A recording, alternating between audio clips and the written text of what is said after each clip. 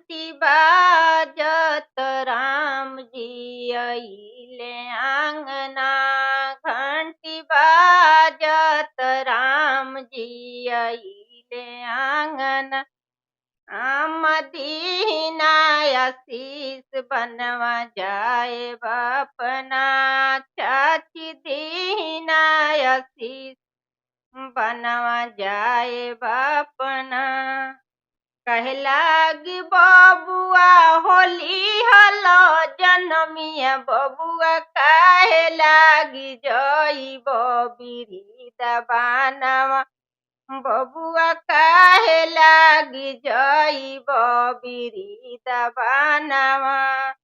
दुनिया देखन लागिली हनी जनमवा। आम करम लिखल बा बिरिदबानवा। आम करम लिखल बा बिरिदबानवा।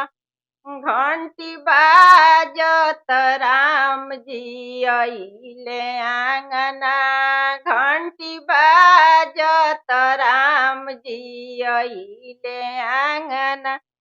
चाची दीना आशीष घरवा जाएब बानवा। भाभी दीना आशीष घरवा जाएब बानवा। कहे लागी बबुआ होली हलो जनमवा। बबुआ काहे लागी जइब बिरिदबानवा। बबुआ काहे लागी जइब बिरिदबानवा। दुनिया देखन लागिली हनी जनमवा। चाची करम लिखल बा बिरिदबानवा।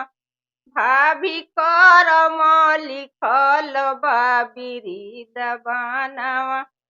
घंटी बाजत राम जी अइले आंगना। घंटी